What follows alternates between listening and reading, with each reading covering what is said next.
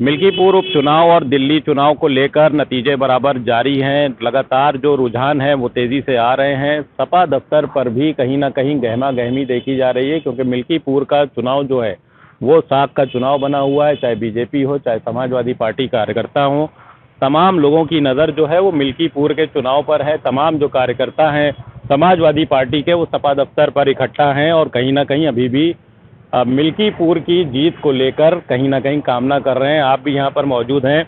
ये बताइए कि जिस तरीके से अभी नतीजे आना शुरू हो गए हैं, धीरे धीरे आ रहे हैं, क्या लग रहा है कौन जीत रहा है? और फिलहाल तो अभी सपा पीछे चल रही है। देखिए, पीछे क्या, वो तो चुनाव उसी दिन हो गया था जिस दिन वो चालू वोटिंग हो गई थी।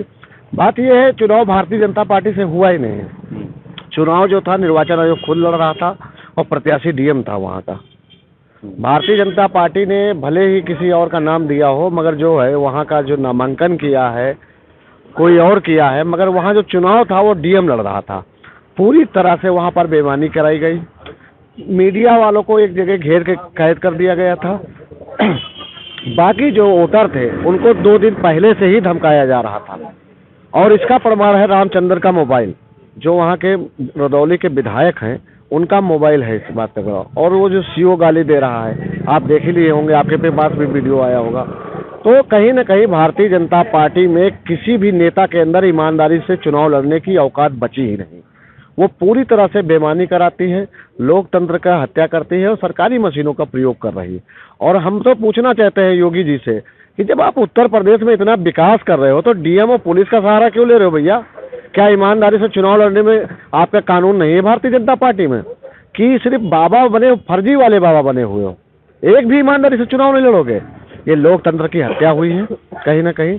और दूसरी तरफ निर्वाचन आयोग को ध्यान देना चाहिए कि सारी पार्टियों को खत्म कर दे। मायूसी है आप लोगों में? नहीं, मायूसी नहीं है, ये आवाज दबाई गई है। आप बता दीजिए, कल एक किसान नौजवान क्या करेगा? हल्ला नहीं मचा सकता है, उसका इनकाउंटर करा देंगे ये लोग। लोकतंत्र बचा ही नहीं, संविधान को खत्म कर दिए ये लोग।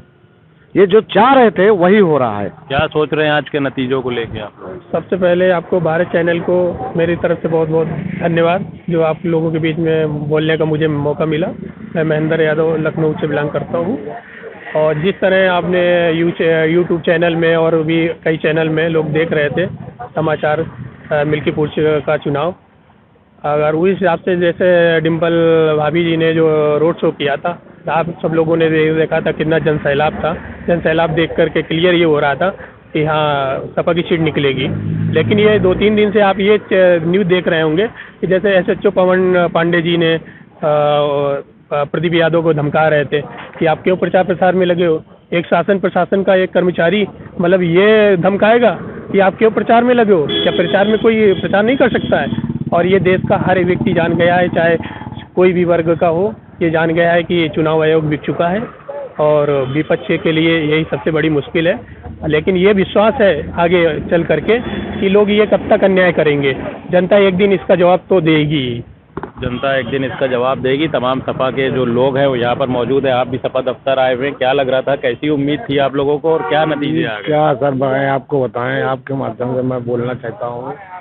इलेक्शन से पहले प्रधानों को बुला के मीटिंग करा के धमकी दी जा रही है, आपका कोटा बंद कर दिया जाएगा, आपकी प्रधानी छीन ली जाएगी, अगर आपके बूथ अगर हारा तो आपको क्या इससे क्या कर दिया जाएगा। तो हर जितने जिले के प्रधान हैं, सब जितने हैं, सब लगे हैं उनके बीजेपी कार्यकर्ता में।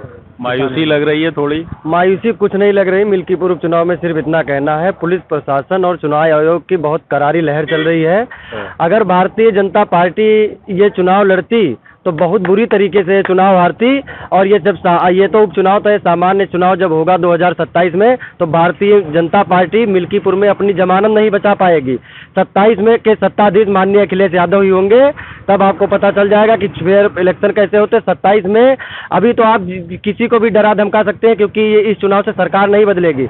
लेकिन जो 27 का चुनाव होगा, इसके लिए हम लाठी से सर फोड़वाने के लिए भी तैयार है और दूसरे का सर फोड़ने के लिए भी तैयार है। 27 को लेके हौसले बुलंद है लग रहा? बिल्कुल 27 के लिए समाजवादियों का हौसला बुलंद है, क्योंकि मिल्कीपुर में जब से चुनाव, एक तो जो बाई इलेक्शन पिछले हुए, जानबूझ के चुनाव को प्रभावित करने के लिए मिल्कीपुर का चुनाव रोक दिया गया और सिंगल कराया गया।